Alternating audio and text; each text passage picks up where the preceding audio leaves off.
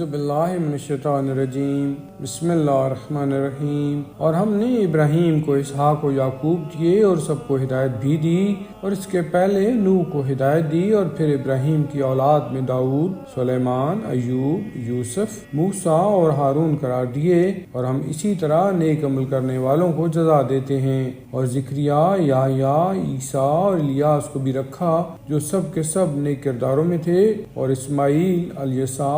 یونس اور لوط بھی بنائے، اور سب کو عالمین سے افضل و بہتر بنایا، اور پھر ان کے باپ دادا، اولاد اور برادری میں سے اور خود انہیں بھی منتخب کیا، اور سب کو سیدھے راستہ کی ہدایت کر دی۔ یہی خدا کی ہدایت ہے جسے جس بندے کو چاہتا ہے عطا کر دیتا ہے، اور اگر یہ لوگ شرک اختیار کر لیتے تو ان کے بھی سارے اعمال برباد ہو جاتے۔ یہی وہ افراد ہیں جنہیں ہم نے کتاب، حکومت اور نبوت عطا کی ہے۔ اب اگر یہ لوگ ان باتوں کا بھی انکار کرتے ہیں تو ہم نے ان باتوں کا ذمہ دار ایک ایسی قوم کو بنایا ہے جو انکار کرنے والی نہیں ہے۔ یہی وہ لوگ ہیں جنہیں اللہ نے ہدایت دی ہے، لہٰذا آپ بھی اسی ہدایت کے راستہ پر چلیں، اور کہہ دیجئے کہ ہم تم سے اس کار تبلیغ و ہدایت کا کوئی اجر نہیں چاہتے ہیں۔ یہ قرآن تو عالمین کی یاد دہانی کا ذریعہ ہے۔ اور ان لوگوں نے واقعی خدا کی قدر نہیں کی جبکہ یہ کہہ دیا کہ اللہ نے کسی بشر پر کچھ نہیں نازل کیا ہے،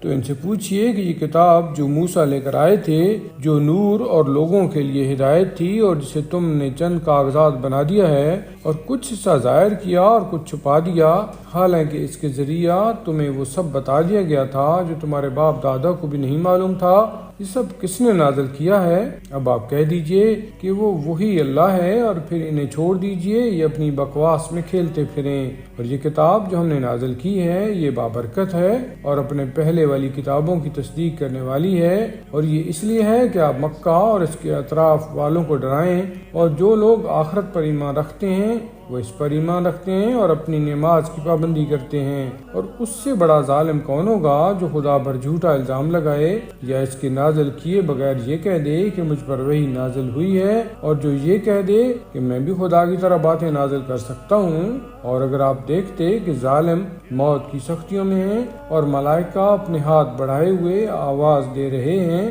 کہ اب اپنی جان نکال دو کہ آج تمہیں تمہارے جھوٹے بیانات اور الزامات پر رسوائی کا عذاب دیا جائے گا کہ تم آیات خدا سے انکار اور استکبار کر رہے تھے، اور بالآخر تم اسی طرح ہمارے پاس تنہا آئے جس طرح ہم نے تم کو پیدا کیا تھا، اور جو کچھ تمہیں دیا تھا سب اپنے پیچھے چھوڑ آئے، اور ہم تمہارے ساتھ تمہارے ان سفارش کرنے والوں کو بھی نہیں دیکھتے جنہیں تم نے اپنے لیے خدا کا شریک بنایا تھا۔ تمہارے ان کے تعلقات قطع ہو گئے اور تمہارا خیال تم سے غائب ہو گیا۔ خدائی وہ ہے جو گٹھلی اور دانے کا شگافتہ کرنے والا ہے، وہ مردہ سے زندہ اور زندہ سے مردہ کو نکالتا ہے، یہی تمہارا خدا ہے، تو تم کدھر بہکے جا رہے ہو؟ وہ نور سحر کا شگافتہ کرنے والا ہے، اور اس نے رات کو وجہ سکون اور شمس و قمر کو ذریعہ حساب بنایا ہے۔ یہ اس صاحب عزت و حکمت کی مقرر کردہ تقدیر ہے